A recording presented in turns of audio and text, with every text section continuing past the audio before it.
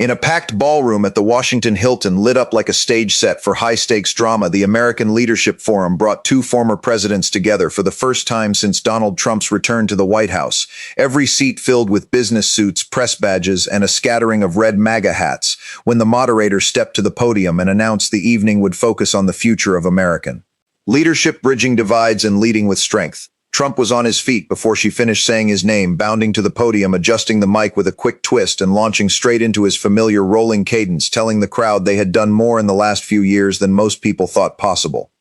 Record low unemployment before the China virus, energy independence, tax cuts, strongest military. Tremendous success, hands chopping the air every few sentences, punctuated with "believe me," and nobody's ever seen anything like it. The cheers from his corner solid enough to keep him rolling as he paced behind the podium, feeding off the energy, grinning like the night already belonged to him. Then the tone shifted, eyebrows up, smile tightening as he declared he was all for unity.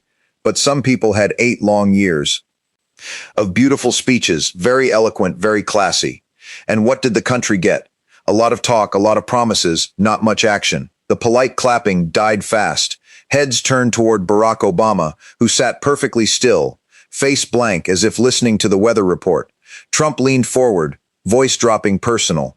"I mean, come on, we had a first lady who spent more time writing books and going on talk shows than actually fixing problems here at home. Nice words, sure, but words don't build walls, don't bring jobs back, don't keep our country safe." The room sucked in a collective breath. The mention of Michelle, never by name at first, but everyone knew, landed like a slap. A few people in the back exchanging quick glances, mouths half open. Trump kept going casual, as if stating facts. "And you know what she always said, when they go low, we go high." He let the phrase hang, then gave a short, sharp laugh. The kind that said he didn't buy it for a second. "High, really? Maybe that works when you're sitting in a fancy library signing books. But down here in the real world, sometimes you got to go low to win. Sometimes you got to fight fire with fire. That's leadership, that's results." He smirked, eyes flicking toward Obama for the first time. The smirk saying, "You're..." Move. The crowd split, some of Trump's people chuckling nervously, others frozen, waiting up front. Obama didn't flinch, didn't frown, didn't even blink faster yet. If you watched close, you saw his right hand resting on his knee, fingers curled just a little tighter. Not a fist, not anger, just the smallest squeeze, measuring something, deciding exactly when to let it go. The cameras caught it, but most people missed it too. Busy staring at Trump, wondering how far he'd push, and at Obama, wondering why he still hadn't said a word.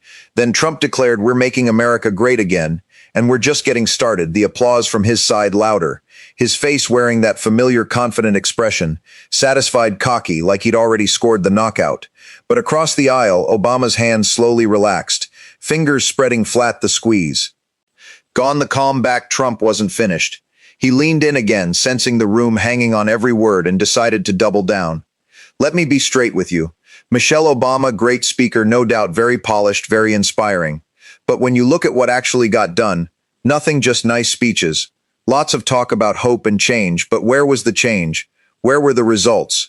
She was the first lady for 8 years. She could have used that platform to fix real problems instead.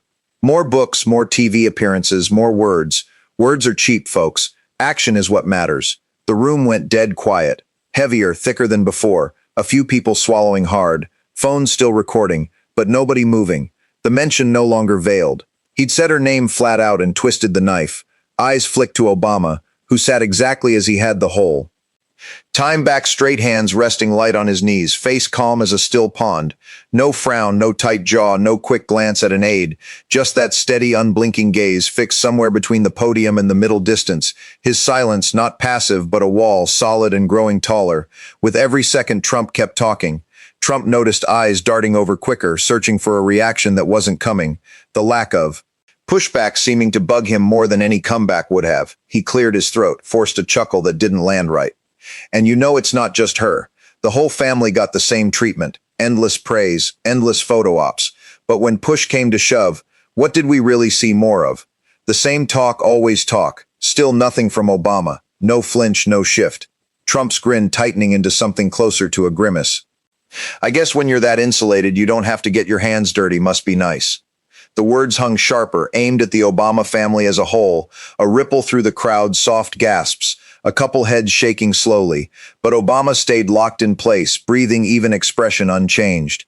If anything, the room felt his calm more than Trump's noise, the silence having weight, pressing back against every jab, turning the attack small and petty by comparison. Trump lingered at the podium a beat longer, eyes locked on Obama, almost daring him to bite. When nothing happened, he finally stepped back, gave a short wave, and headed to his seat.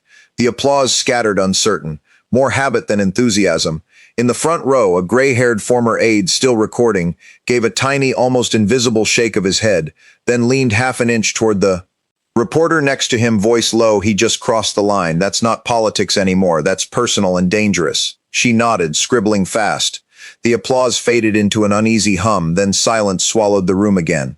Everyone waiting, the moderator glancing between the two men, fingers tight on her notes, bracing for impact. Then, slow and deliberate, Barack Obama unfolded himself from his chair. No rush, no dramatic flourish. He just stood, buttoned his jacket once, and walked to the podium like answering a simple question at a town hall. The click of his shoes, the only sound when he reached the mic. He adjusted it slightly and looked out at the faces, not at Trump.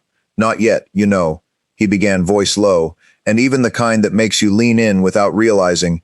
It's easy to talk about leadership when the cameras are rolling, when the lights are bright and everyone's watching you get the applause, the headlines, the cheers.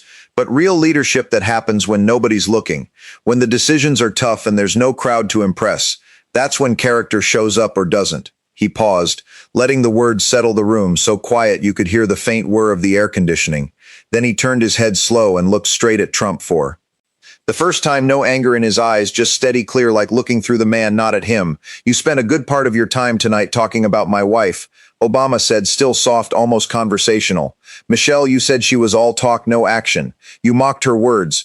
So let me ask you something. Another beat, the tension coiled tighter. Why don't you tell Barron who his real mother is? The room exploded, not with noise at first, but with a collective gasp that sucked the oxygen right out Trump's face. Froze, the grin vanished, like someone flipped a switch. His mouth opened halfway, then closed, eyes wide, then narrowed fast, like he couldn't believe what he just heard. The reference hit hard and precise, years-old comments Trump had made about his own daughter Ivanka, the ones that had made people uncomfortable enough to whisper. For a decade, but never quite loud enough to force a real reckoning until now. In front of cameras, in front of witnesses, in front of him, a ripple of shock rolled through the crowd, sharp intakes of breath, hands flying to mouths. A few people half standing before sitting back down. Phones shot up higher, recording every second. Trump blinked once, twice, then forced a laugh, loud, barking, the kind he used when rattled. That's a low blow, he shouted, pointing a finger across the stage. That's hitting below the belt. You're talking about my family now. Unbelievable. Obama didn't step back, didn't raise his voice. He just met Trump's eyes again and spoke over the outburst, calm as ever. I'm not talking about your family. I'm talking about your words. The exact words you said years ago on tape, in interviews, in public. I'm using them, that's all. He let a small, almost sad smile touch his lips. Truth doesn't insult. It reveals. The line landed clean. A few scattered claps started in the middle rows. Tentative at first, then stronger as more people joined. Not wild cheering, just recognition, respect for the precision, for the way Obama had flipped the mirror without ever raising his voice.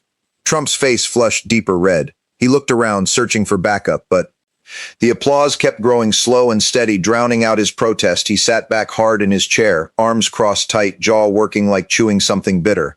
Obama stayed at the podium another second, letting the moment breathe, then gave a small nod to the crowd, not to Trump, and walked back to his seat. The clapping followed him, not thunderous but undeniable. Trump shot up from his chair like a spring had snapped. The seat scraped loud against the floor, cutting through the lingering claps, his face flushed, deep red neck cords standing out, eyes wide and wild. He grabbed the edge of the podium again, knuckles white, and leaned so far forward the mic almost touched his mouth. You think you can drag my family into this? He snarled, voice cracking higher than usual. All the polish gone. You don't get to talk about my kids. You're not fit to even say their names. That's disgusting. Barack, disgusting. The room froze again, but this time sharper, more electric. Trump wasn't performing anymore. He was unraveling. No grin, no wave, no believe me, just raw, red-faced fury. A few of his supporters started to clap in support, but it sounded thin, uncertain, like they weren't sure whether to cheer or duck the moderator. Half rose, hands up like she might try to calm things, but nobody was listening. Obama stayed seated for a beat longer, letting Trump's outburst echo. Then he rose again, slow, unhurried, and walked back to the podium. No rush, no raised voice. He adjusted the mic once more, looked straight at Trump, and spoke like they were the only two people in the room. "I'm not dragging anyone," Obama said quietly. "I'm repeating what you said publicly on the record back in 2006 on the Howard Stern show. You were asked about your daughter Ivanka, and you said," he paused, letting the memory hang, "if Ivanka weren't my daughter, perhaps I'd be dating her. Your exact words, you said it again. In other interviews, you laughed about it. So let's not pretend this is new. It's yours." A shiver ran through the crowd. Literal goosebumps on some arms, sharp intakes of breath on others, phones up everywhere, red lights. Blinking people who'd been neutral suddenly looking uncomfortable, shifting in their seats. The quote wasn't new to everyone, but hearing it laid bare like that in this room with cameras rolling felt like a gut punch. Trump's mouth opened, closed, opened again. No quick comeback this time. Obama turned his head slightly, not toward Trump but toward the front row. Former aide still recording, the man's phone still in his hand screen lit. Obama spoke directly to him, voice carrying clear through the mic. "You were there," Obama said, 2016 campaign. "You were in the room for some of those briefings, some of those calls. You heard the comments when they came up. Do you want to remind everyone exactly what was said, or should we just let the tapes speak for themselves?" The former aide looked up, met Obama's eyes for a long second, then nodded once. Firm, public, no hesitation, yes, he said loud enough for the nearest mics to catch. He said it multiple times. It wasn't a one-off, and we all knew it crossed lines. Even then, he didn't raise his voice. Didn't need to. The confirmation landed like a hammer. A low murmur spread through the rows. Shocked nods, a few people whispering Jesus under their breath. Trump slammed his palm on the table. "That was a joke," he barked voice. Cracking again, a stupid joke everyone knows. "I was kidding, you people twist everything." Obama didn't blink. He leaned in just a fraction. "A joke about your own daughter," he asked, soft but cutting. "What do you call that then? Humor or something else?" The room erupted. Not polite applause this time. Real rolling waves of it mixed with gasps, sharp exhales. A few outright shouts of wow from the backhands clapped hard. Some people standing without thinking. The sound built fast, drowning Trump's protest. He stood there, chest heaving, looking around like the crowd had betrayed him, his aides frozen, one whispering furiously into an earpiece. The moderator tried to speak, "Gentlemen, please," but her voice got lost in the noise. Obama stepped back from the podium, gave the crowd one small nod, and returned to his seat. The clapping didn't stop right. Away it rolled on, strong and steady, like the room had finally decided which side of the mirror it wanted to look into. Then Trump surged forward again, practically ripping the mic from its stand. His face beat red, veins bulging at his temples, sweat shining under the lights. "This is ridiculous," he bellowed, voice cracking into a near shout. "You're twisting everything you come up here with your fancy words, acting like you're above it all, but you just attacked my family, my daughter, my kids. That's not leadership. That's disgraceful." The moderator jumped up, hands out. "Gentlemen, please, let's keep this civil. We're here to discuss leadership." "Not," but Trump cut her off, waving her away with a sharp chop of his hand. "No, no, I'm not done." He thinks he can lecture me after everything." His words tumbled fast, tripping over each other, the usual. Rhythm gone, the crowd dead silent, watching the meltdown in real time, a few of his supporters looking away uncomfortable. Phones stayed up, capturing every second. Obama waited until the outburst peaked and started to fade, then stood once more, no hurry. He walked to the podium, adjusted the mic back to his height, and looked straight at Trump. The room quieted instantly, like someone hit mute. Obama's voice came out low, measured, almost gentle. "You just said something interesting," he began. "You said, and I quote, 'I would never bring someone's family into politics. Never.' Your words from just a few minutes ago." He let that sit for a heartbeat. "So I have to ask Melania and Barron, are they the exception? Because if family is off limits, why did you bring up my wife by name tonight? Why twist her words? Why make it personal?" The trap snapped. Shut. Trump's mouth opened, but nothing came out. No quick retort, no laugh to cover it, just silence, thick, awkward silence that stretched longer than any of his speeches. His eyes darted left, right, searching for an escape. But the words weren't there. The moderator tried again. "We should move to closing remarks," but nobody heard her. All eyes on Trump, frozen mid-breath, looking smaller than he had all night. Obama didn't press. He didn't need to. He leaned in just a fraction, voice still calm, still clear. Real leadership doesn't require shouting. It doesn't need the last word. It just needs to stand firm when the attacks come. That's it. Stand firm. He let the sentence hang there, simple and final. Then he stepped back from the podium, gave the crowd one quiet nod and walked to his seat. The applause started slow, scattered at first, then building fast, rolling through the room like a wave nobody could stop. Hands clapped hard. Some people standing, others just nodding in quiet agreement. It wasn't wild cheering, it was deeper respect. Recognition. The sound filled the space, steady and unbroken.